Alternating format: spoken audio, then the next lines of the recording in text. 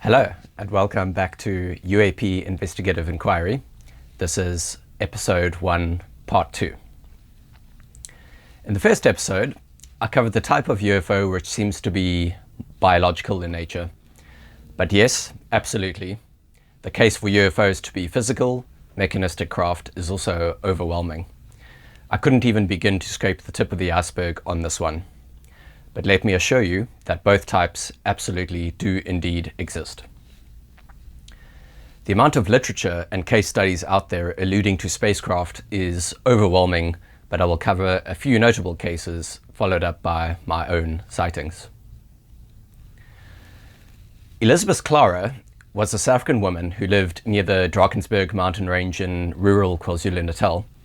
And in 1980, she published her autobiographical book titled Beyond the Light Barrier, in which she documents her lifelong contact with a human-looking extraterrestrial being named Akon, who is from Meton, a planet in the Proxima Centauri binary star system, some 4.3 light years away from Earth.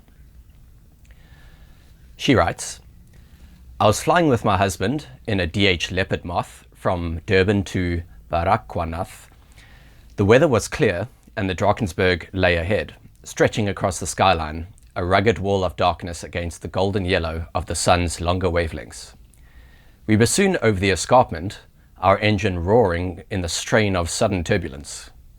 Above us, as in the southern skies, had lost the pink counterglow that heralded the dark azure blue of Earth's shadow in the east. It rose as a huge arch to fill the whole sky, with the fathomless velvet of darker space, studded with stars and planets blazing out as beacons to their own part of creation.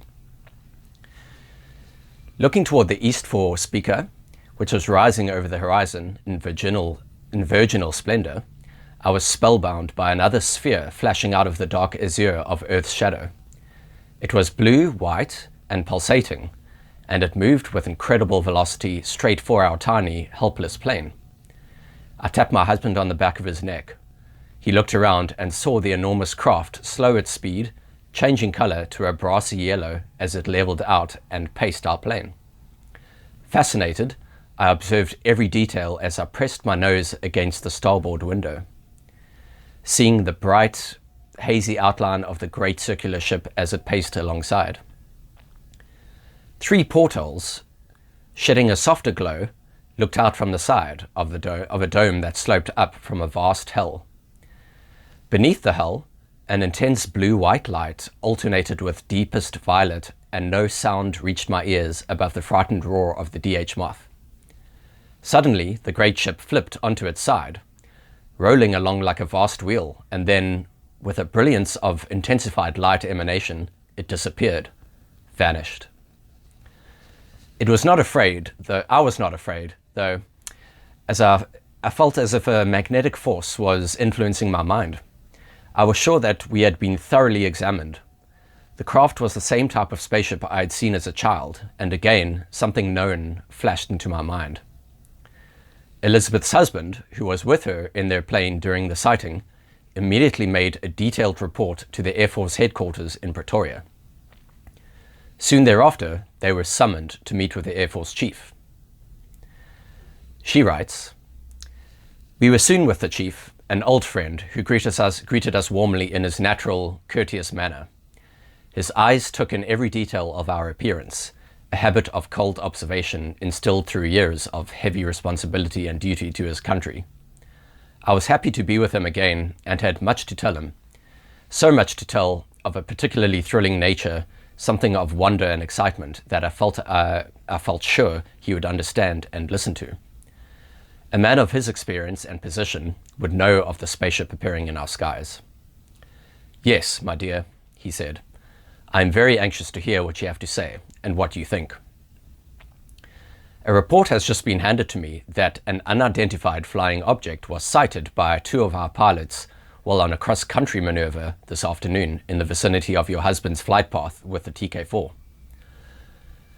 Some time back, I received a dispatch from South Africa stating that you had both reported the sighting of an unidentified flying object which paced your DH aircraft while flying over the Drakensberg. His eyes softened as I looked directly into them and told him every detail of our experience and of my childhood experiences. "It is as I suspected," the chief replied. "Our planet is under close surveillance by an alien but highly advanced civilization from outer space." He paused for a moment, looking at me intently. "And you, my dear, seem to be dedicated to this. You know what to look for. You are not afraid, and I can think of no one more qualified. Besides, you have intuition and imagination, which is very important in this advanced research. Will you do it for us?" Since childhood, Elizabeth had maintained a very good relationship with the local Zulu tribes in the area. In their culture, they long knew about these visitors from outer space and actually prophesied that she would one day be taken by them. She writes, "The Amazulu called to me from the mountaintops, their voices echoing through the valleys, tuning into the grapevine of their own method of communication.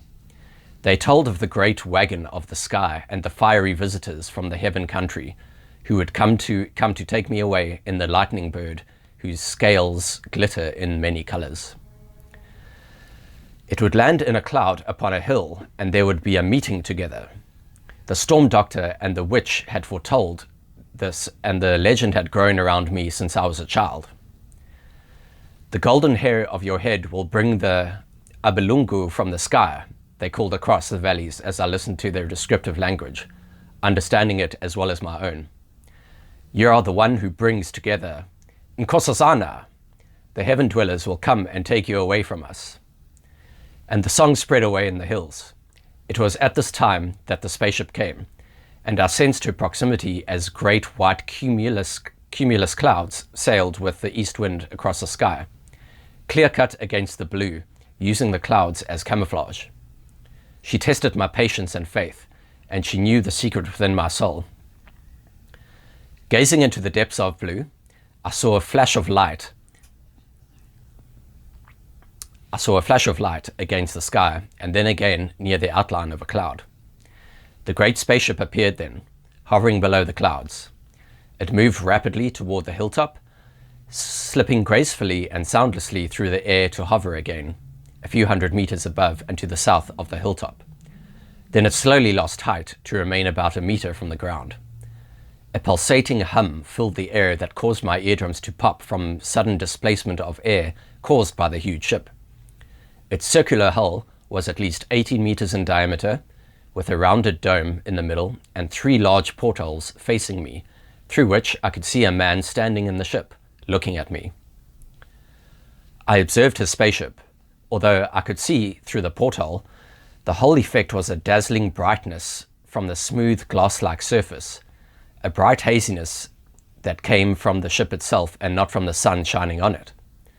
Watching the hull, I realized it was spinning rapidly, in a clockwise motion, while the rounded dome remained stationary.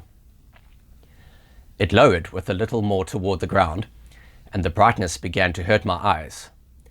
The top of my head ached from the vibrations set up in the atmosphere, and I wondered how much longer I could stand the pain in my head from these pulsing vibrations without turning away and running.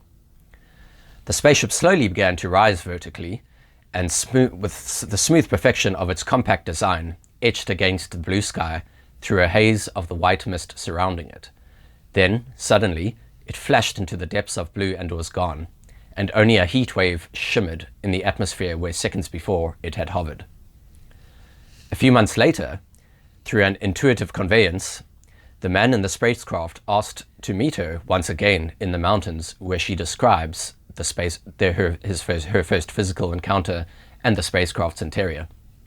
Quote, I felt cold as the summit of Flying Saucer Hill loomed higher and the going became more arduous. I climbed the steep incline to the top, where I saw the silver spaceship resting on the ground in the bowl at the top of the hill. Beside it stood a tall man. I looked at him with awe, and I could feel my beating heart. In that wonderful moment, I didn't hesitate, but ran down the slope, straight to the man beside his ship. Within seconds, I was at his side. Laughing gaily, he caught me around the waist and swung me up to the hull of his ship. We both laughed as though it was the most natural thing in the world. Then he spoke to me in precise English, and his voice was like a caress. "I'm not from any place on this earth," he said. He ushered me into the cabin of his spaceship and set me down on a soft circular bench. Another man was sat at a control panel. He looked up, and a smile of welcome lit his handsome face. I saw the door closing from between double walls. Without a sound, it shut automatically. The shiny wall and door seemed to fuse, and no opening remained. I inhaled sharply. The shiny, circular walls of the cabin were sealed. Covers closed over the portholes with a sudden movement, and there was no trace left of them either. There were just the smooth walls illuminated with a soft, glowing light as natural as daylight on the surface of a planet. The whole cabin was lit with this soft, reflected light. The effect of it was light without shadows, and I saw no wiring or cables. Fresh, invigorating air filled the cabin, and I breathed in a higher oxygen content, immediately feeling the benefit from it. A gentle humming sound came from the ship, accompanied by a slight vibration. There was no sense of movement, but I knew we were rising slowly into the air. In that moment of wonder, I glanced at the pilot, who sat at a simple control panel composed of push buttons. The smooth simplicity of the spaceship took my breath away. The floor was covered with a beautiful rose-red type of carpeting, soft and springy, yet very firm. It covered the whole of the cabin floor, encircling a bubble-like lens in the center of the cabin. The bench I was sitting on was extremely comfortable and set low to the floor. Another half-moon bench faced the lens on the other side. The lens itself was like a crystal bubble, only half of it showing above the floor, with a circlet of shining gold set in pearl around its base. The tall man sat beside me and held my hand in both of his hands. The firm warmth and reassurance of his touch caused me to relax completely, and I leaned back against the soft bench. "My name is Akon," he said. "I'm a scientist, and my research takes me to many planets beyond our home system. Sharon, who greeted you as we came in, is my pilot, and he is also a scientist. Our home system is far beyond this small star with its family of planets. We come from a double star system. We moved away into a blue darkness like the shadow of Earth that catches up at the end of the day. The walls and ceiling of the spaceship changed color, and the many-hued stars shone with a brilliance of light. I felt an overwhelming sense of remoteness as I watched the distant sphere of Earth, a blue and white globe, a home of life, an island moving in the vast void of heavens. Have you been out into intergalactic space?" Clara asked. "We will need to perfect our spaceship still more for a voyage of that nature," Akon said. "We are now preparing for it, enlarging our scientific survey ships like this one. As you have noticed, this ship is shaped like a galaxy, and once we have perfected the larger spaceships, which vary in diameter, we will be able to move through intergalactic space. Our intergalactic ship is exactly twice the diameter of this one, or twice the harmonic, and we are creating still larger spaceships for interstellar and intergalactic vibratory changes in a unified field. We doubled the harmonic of light to obtain anti-gravitational and anti-light fields, the unified field equation that is the key to space travel or movement in space-time. Circular ships of this type are a duplication of nature. They take their environment with them like a natural celestial object." "How are these spaceships created?" I asked.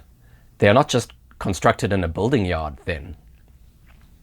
"No, not on the surface of a planet. Our spaceships are created by converting pure energy into physical substance, and we do this in space. The material of the spaceship's outer skin is completely smooth, without rivets. The material is created in one piece in a continuously circular smooth shape.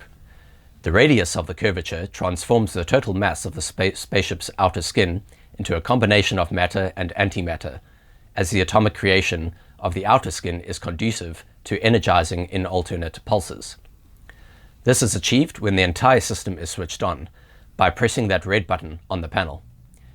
A unified field of light instantly encircles the spaceship, an electrogravitic field that acts on all parts simultaneously, including the atoms of one's body. These field differentials interact to create a vacuum that encircles the spaceship, and it shifts without the restriction of speed and without sound in the atmosphere of a planet. The light emanating from the ship is subject to varying time and gravitic waves, either shortened or lengthened. All radiations and molecules are pushed aside in varying speeds and quantities to emit light, and the difference in speed is perceived by the eye as colors. These microatoms of light form an electrostatic shield around the interstellar survey ship, this ship of light. A light thrust of 3 beams controls and directs its maneuverability in the harmonic interaction. The whole is a combination of cosmic forces: electric, magnetic, tempic, and resonance. It is the harmonic interaction of the 4 forces of the universe, the unified field. Like a natural celestial object, this ship protects her crew as a planet would, taking its environment with it through the fathomless reaches of space.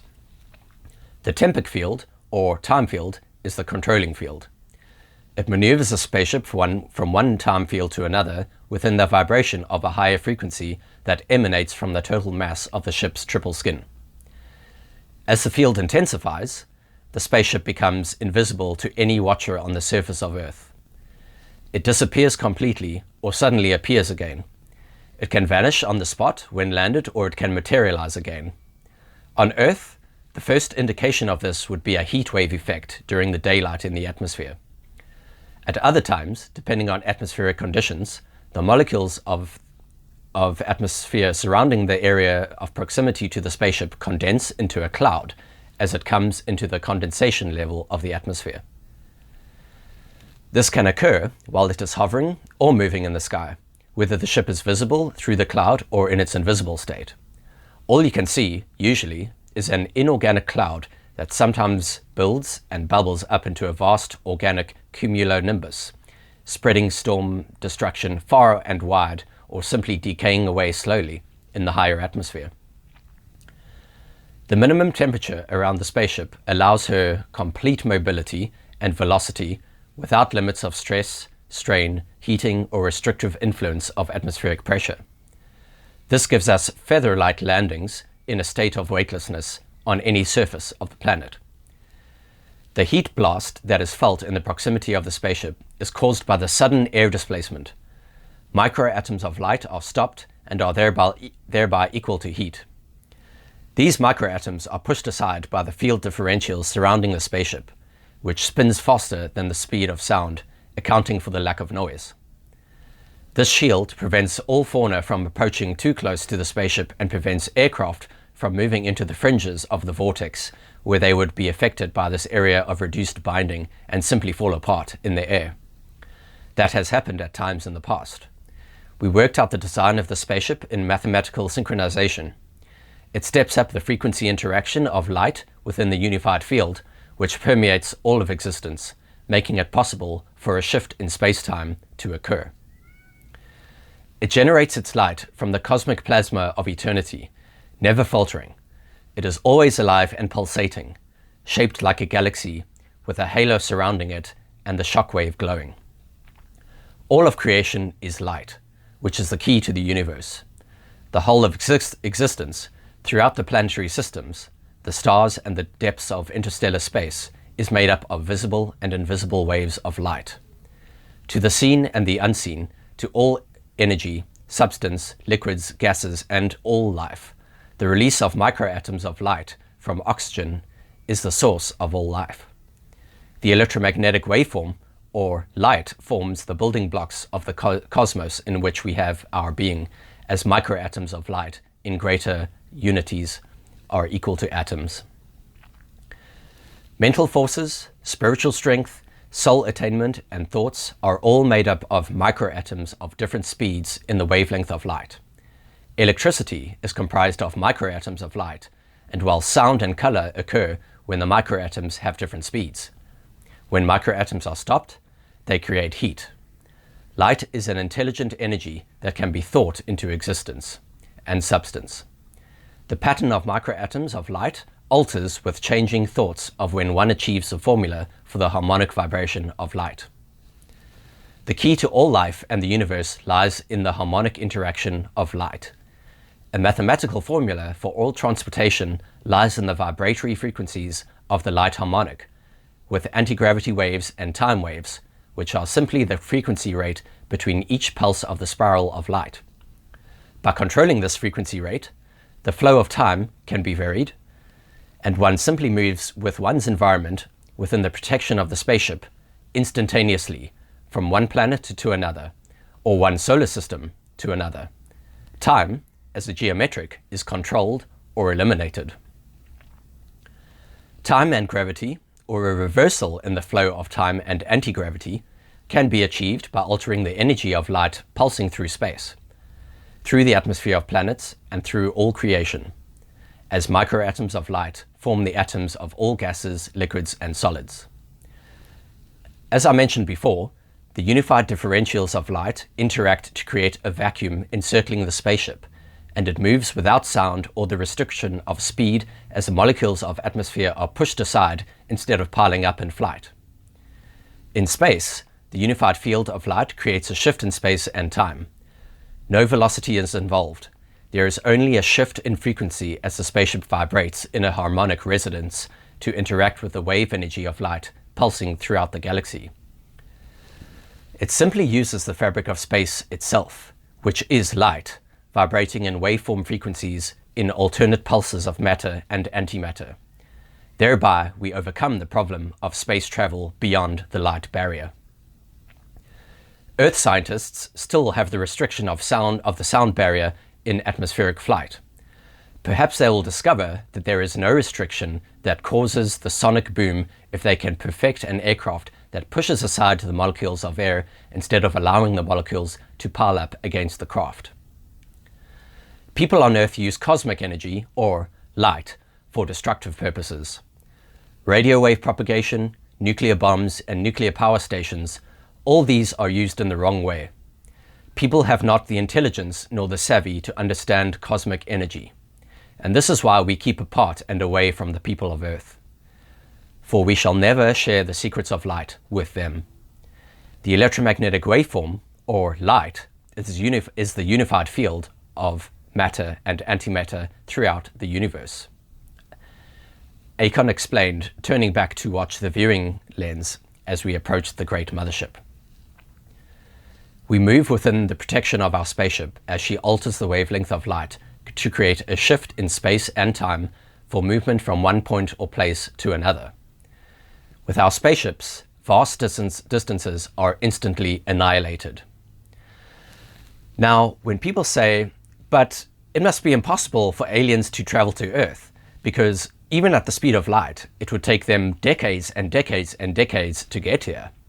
Well, what we can learn from this is that these advanced ET civilizations clearly do not travel in a linear fashion from point A to point B, as most people imagine space travel to be. Superluminal, or faster than light travel, is indeed real. Some of you may have heard of the unified field or grand unified field theory, in which Einstein attempted to bring together James Clerk Maxwell's theory of electromagnetism with Einstein's theory of general relativity.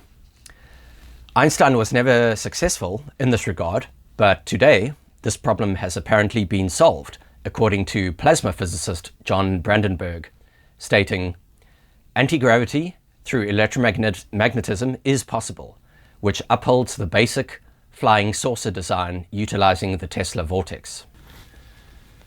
Scientist Thomas Vallone from the Integrity Research Institute further explains this new physics and in the realms of electrogravitics, zero-point energy, and inertial shielding. That concludes the possible rejuvenation implications of ET contact. And what I'd like to conclude with is the zero-point energy, inertial shielding, and electrogravitics. Next slide.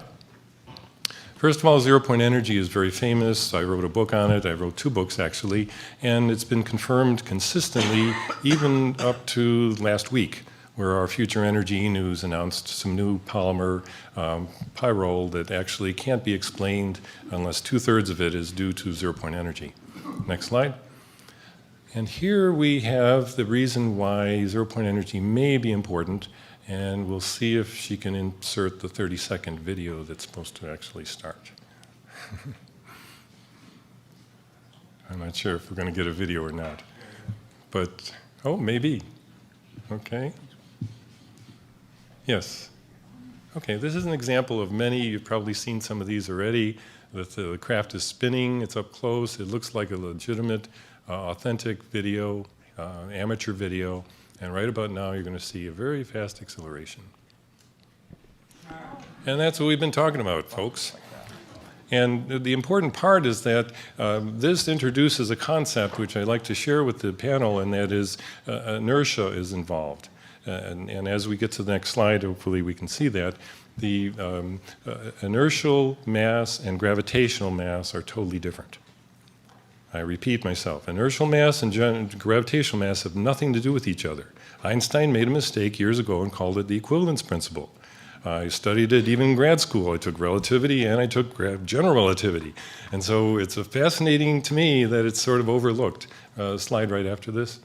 And the important part is that nowadays, inertia has been discovered to be a zero-point field Lorentz force by Hayes, Rueda, and Puthoff. This is a seminal paper that's so important that it opens the door to actually controlling inertia and understanding how any ET craft or UFOs could possibly have fast acceleration, right-angle turns, and maybe even travel through the universe. It turns out F equals V cross B, a simple Lorentz force at the bottom of the slide there showing how it works. So when we go around a curve and you feel that force moving you in the opposite direction, it's an electromagnetic interaction. Next slide.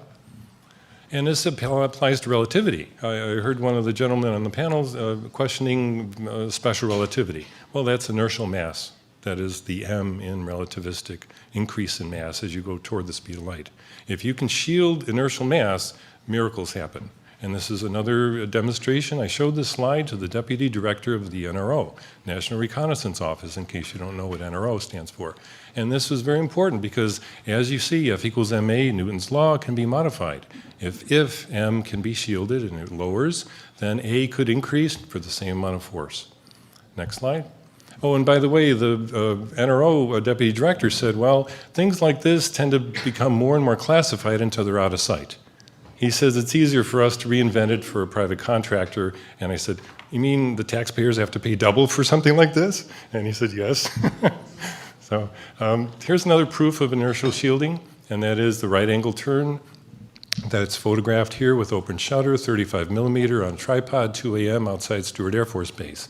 The triangle craft started from the upper part, and the shutter was open, made a tremendous right turn, then continued as if nothing happened. Red and green lights make it look like it's conventional. Next slide. And Dr. Vallone, you've got about 1 minute. I understand. I see.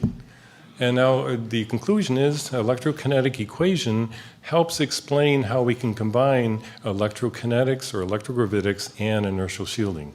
A pulsed current will produce a force. Next slide. And I wrote a book on the electrogravitics effect that's even present in the B-2 bomber, thanks to Paula Violette's work and research, and originally starting with Townsend Brown's research. Next slide.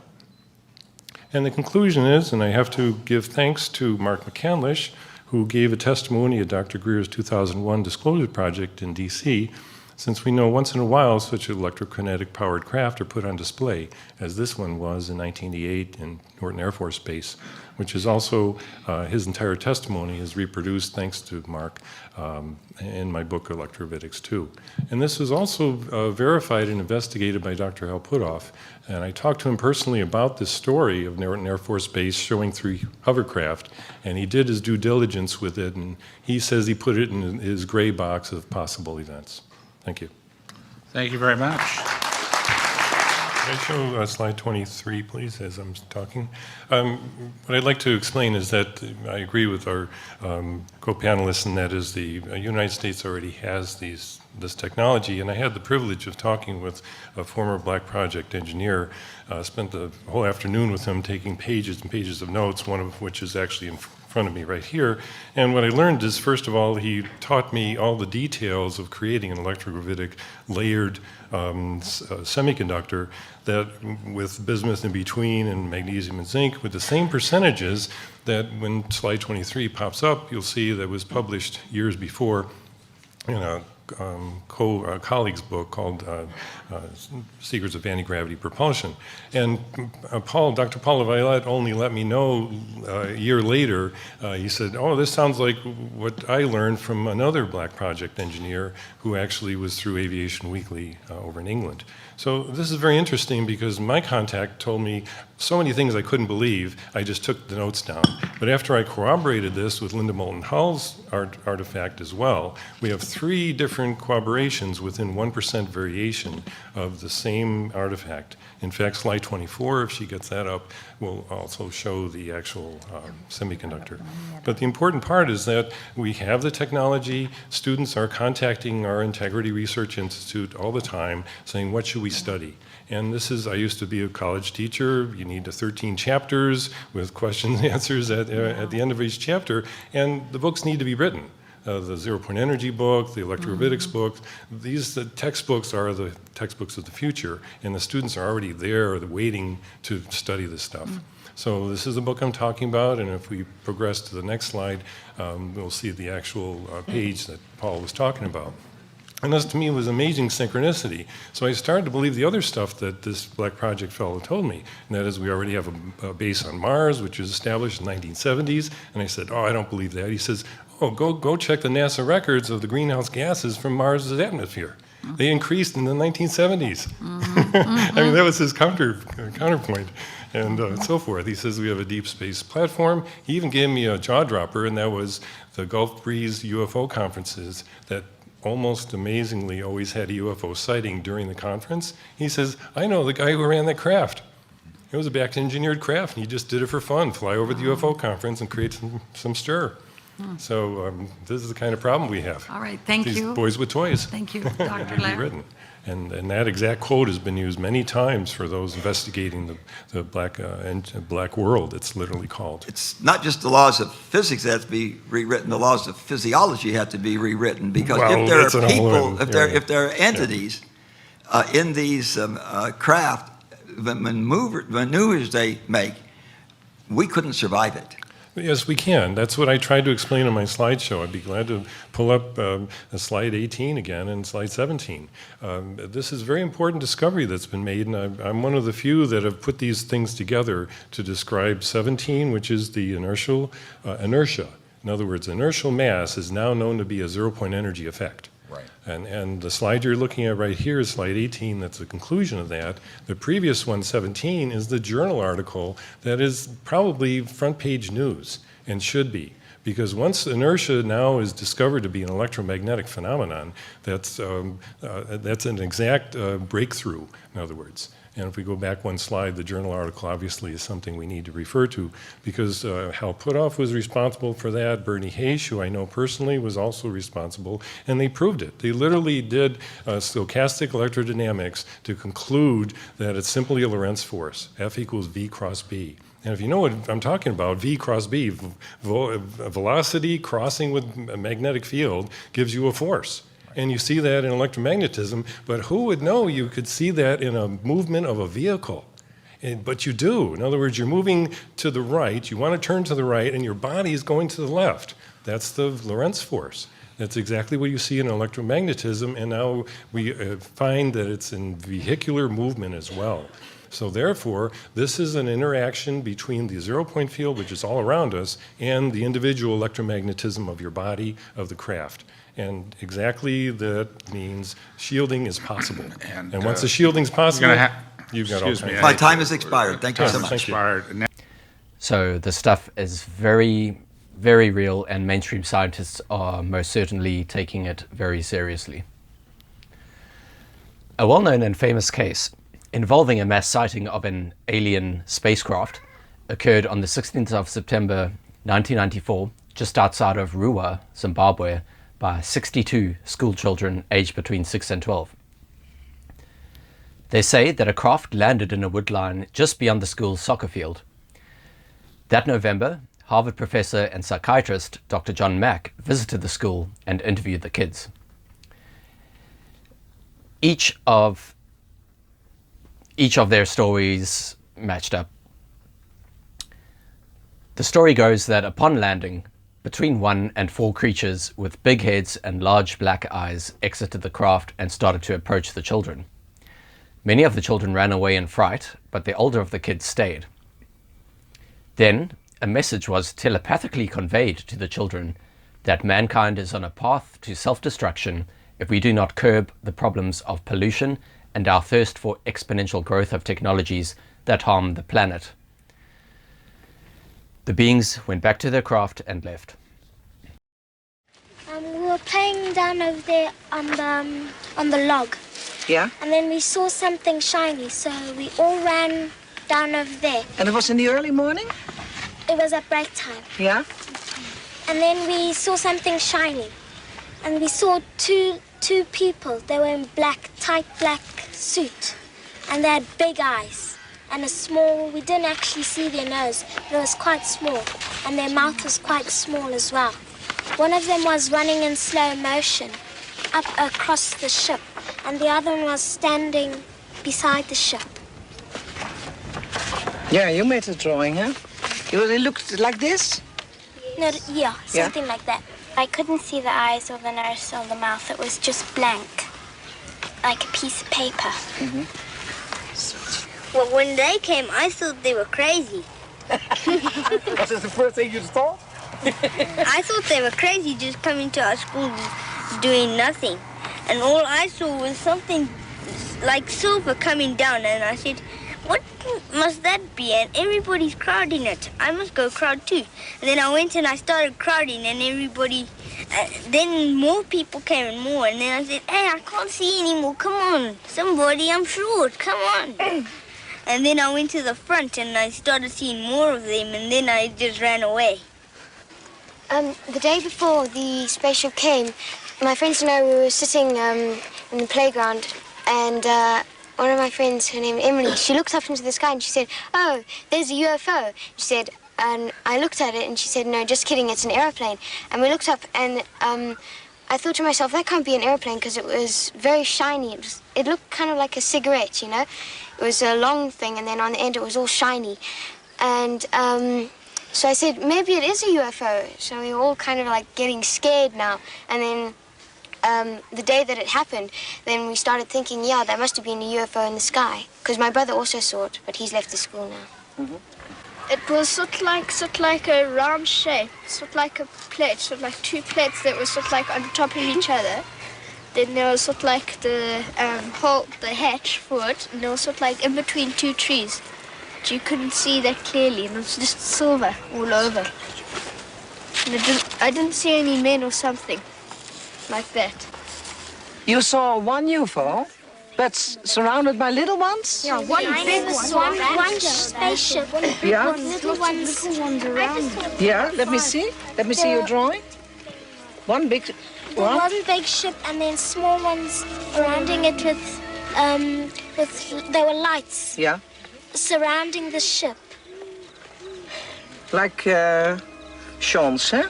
This is Sean's drawing. Yes. Yeah, basically. Yeah. And, okay, one landed, the big one landed, and the 2 aliens came out. Yes. And what happened with the little ones? The little ones, they were just flowing around in the air. They didn't touch the ground. They didn't touch the ground. Next to it. And that, these made the silver lights? Yeah. They were making different color lights, like green, like red, they'd flash to green, then they'd go to blue, and then purple. green. Yeah, purple and red. But it was like it was going like each one to each one, but quickly. Yeah, like they'll go there and then it'll vanish, and then it'll go there and vanish, and then vanish. Oh, really? But going quickly. Like as if it was one ship moving to places. Candace drawing. Come on. Were they yellow? No, I didn't have a silver crayon, so I did it yellow. Yeah. So, but what happened? You came home and you told your parents? Yes. Some of them didn't believe us. My mom didn't believe me. Your mom didn't believe you? My mom also. She didn't believe me. Is that hard? Because if you see something and nobody believes you, what happens? Yeah, you feel start sad. You start to lost out. You talk to your friends. You start to think as if it wasn't true. Yeah. And people say to you, no, it wasn't true, so you think it wasn't true. Then you think that you're mad. Yeah. Yeah? And after that, you get all upset. Yeah, and everyone starts teasing. And my friends over the road, when I go there and I tell them about it, they just say, oh, he believes in aliens, oh, he's stupid. You've seen too many movies. Yeah. Was there nobody in your neighborhood who believed you? Yeah, my mom and dad believed me. My granny and my granddad believed me, but my uncle didn't. Where the spaceship had landed, all the insects and ants and stuff like that were all dead, and there was a huge black mark there. And my mom said it might have just been a fire there, but I don't think there was. I think it was the alien ship. Yeah.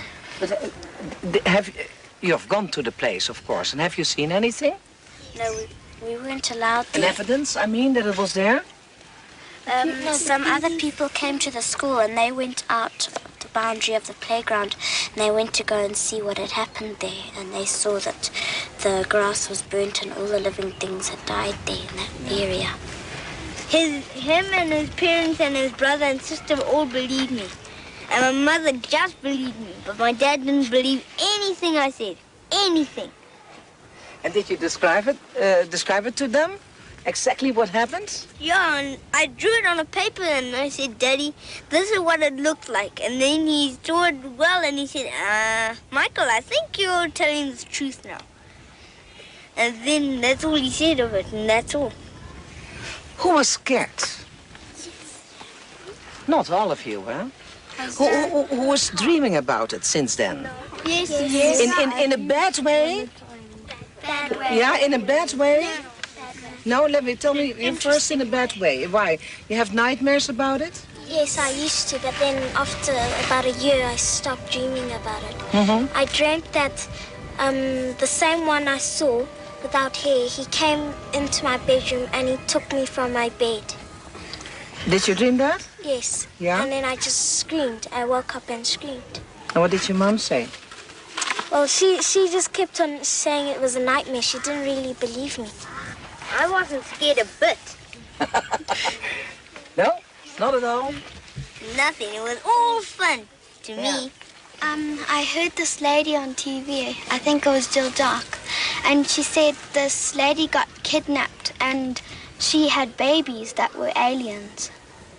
That's what you're afraid of. Yes. Yeah. I think the aliens came because they are curious like us, and well, they want to learn about us and we want to learn about them. Some people say that people are saying that the aliens came to warn us something's going to happen, that something bad is going to happen to the earth. I think they came here to try and warn us that the children that because we're young. We've got a long time. We've got a long time till we die. To warn us that when we're older, there's something going to happen to the earth. Yeah, and not to pollute. Because Yeah. we're young, we can still prevent it. Yeah. Do you still have all that feeling? That as a child you can do a lot? Yes. I have it. Yeah?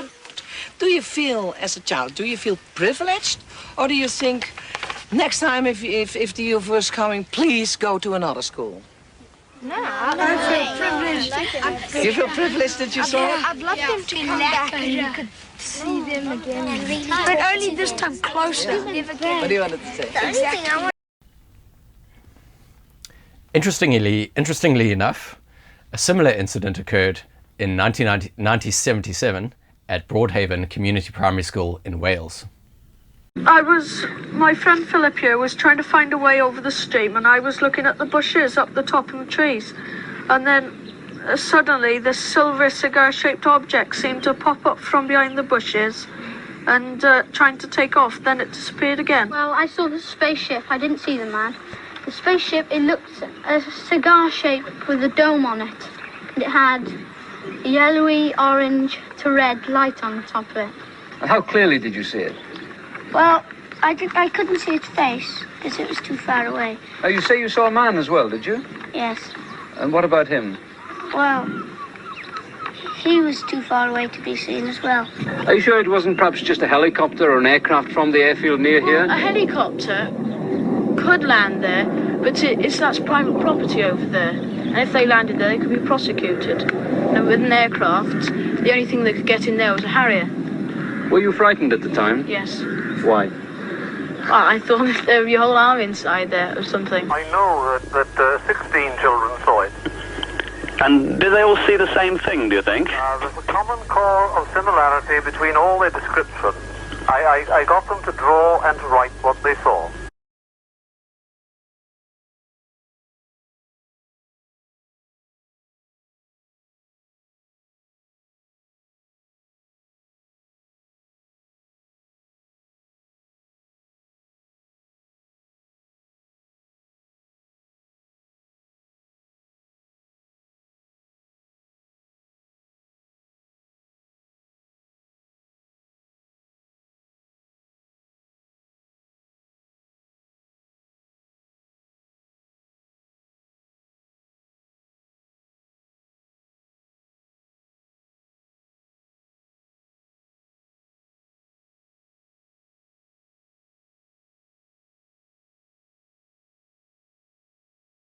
I'm absolutely sure of what I saw that day. I saw an object that was large, cigar-shaped, silver. After 30 years, I'm no nearer the understanding than I was on the day that I saw it, but I am 100% sure that what I saw that day is as we reported it.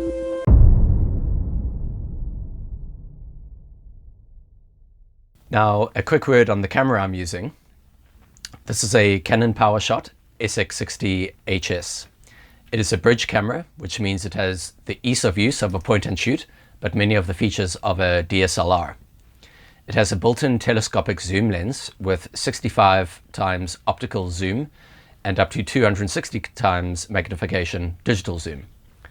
It's not a bad camera at all, but the problem is these objects are really far distances, 5 kilometers plus, sometimes even more, which means in most cases I need to surpass the optical zoom limit and venture into digital zoom territory just to get a close enough shot, which is not ideal, as digital zoom produces a graininess in the image.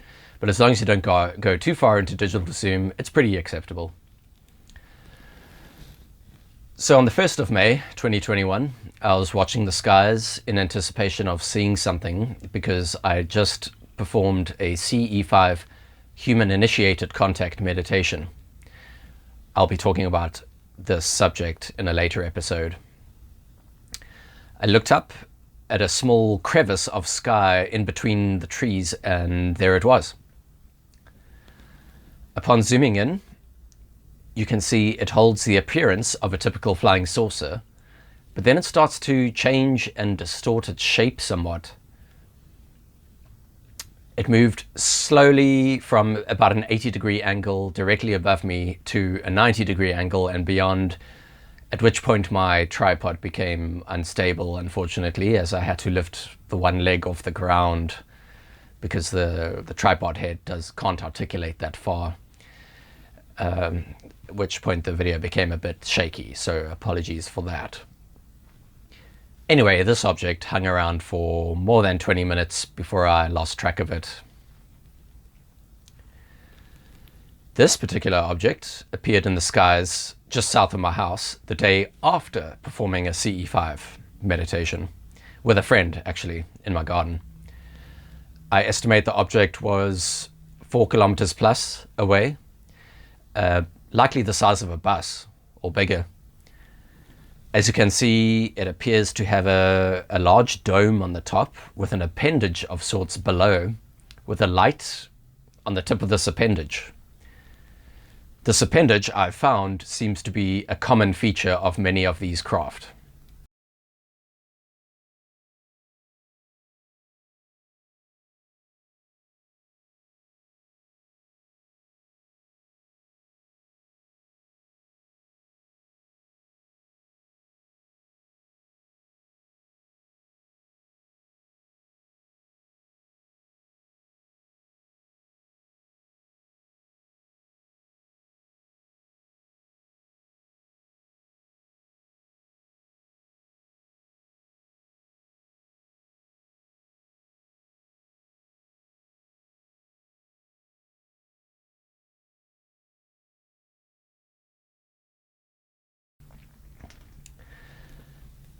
This next one almost has the appearance of some kind of blimp, but as you can see, it also has this strange appendage below it with a light fixture of sorts at the end.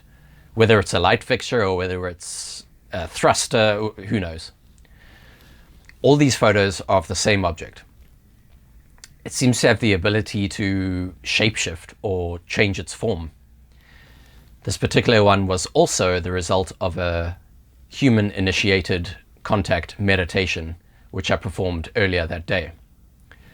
I first noticed it above Table Mountain, Devil's Peak, more precisely, where it moved directly towards and over my house, northwest. To the naked eye, it just looked like a tiny dot, and I also estimate this object to be very large. This next one was also the result of a human-initiated contact meditation, which I performed earlier that day. I went for an afternoon nap, and when I went outside, I looked up, and this object was flashing really bright lights at me in a controlled, pulsed fashion, seemingly to get my attention. It was a very controlled pulsing of light. It also seems to have this ability to shapeshift and change its form, and all these photos are also of the same object. In this last picture, you can actually see a little guy in the middle there with a head, 2 arms visible, a torso, and to me, it looks like his right arm is up and he's waving. This next one was also the result of a human-initiated contact meditation. And no, I do not believe that this is coincidence, because coincidences cannot be proven mathematically, statistically, etc., etc. I performed it while lying in bed. I usually do it outdoors in the garden, but this particular one I was lying in bed. And afterwards, I walked outside, looked up, and there it was, sailing straight over my house. It has what I would describe as a metallic, mechanistic craft type of structure. This next one was just a random sighting while I was in my garden in one afternoon. It also appears more of a craft than anything else and had a beautiful golden color. And this particular sighting actually made me late for work. This next sighting occurred also from my back garden, and a friend was actually with me at the time. I had to lie on my back because of the odd angle. It was 80 degrees plus straight above me. And it also seems to be more of a craft than anything else. It has that metallic, silver metallic color, and also has that ability to change its form and shapeshift, as you can see. I've slowed the video down here so you can fully appreciate the odd behavior of this object.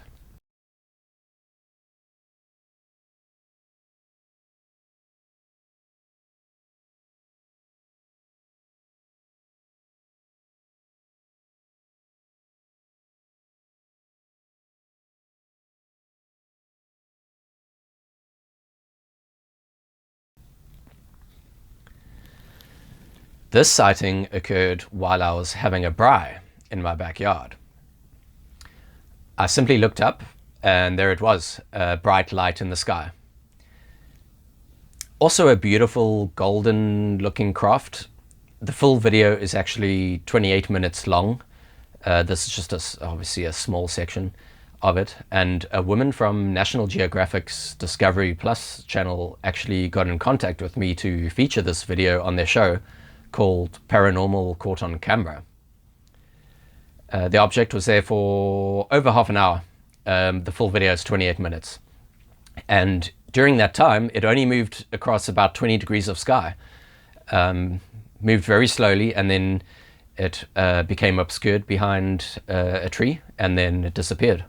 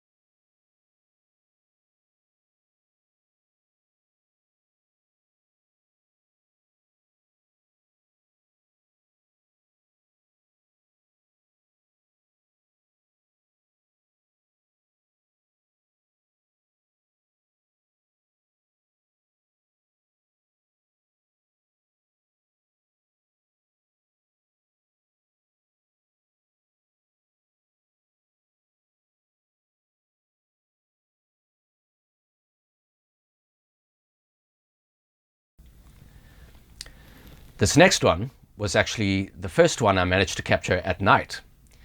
I do see a lot of things at night, but I don't usually bother with trying to film in low light conditions, as my camera doesn't fare well because it's got a very limited aperture. But I boosted the brightness in post-production and as best I can, and you can at least see somewhat of what is going on. In the foreground, you'll see part of my house before I zoom in on the object in the sky.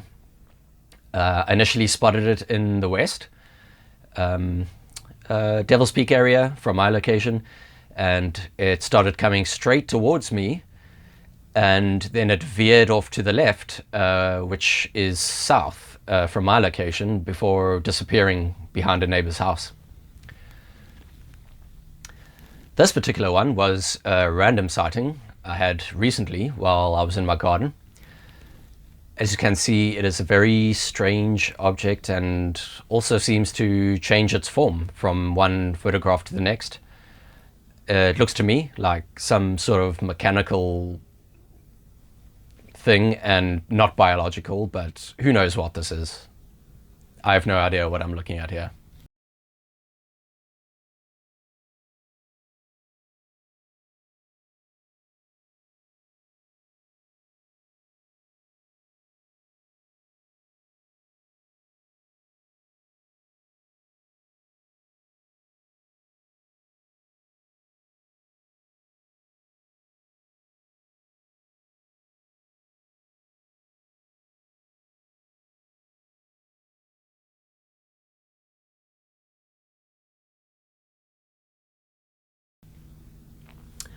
Well, that's just about it for this episode. I hope you enjoyed the content, and stay tuned for more.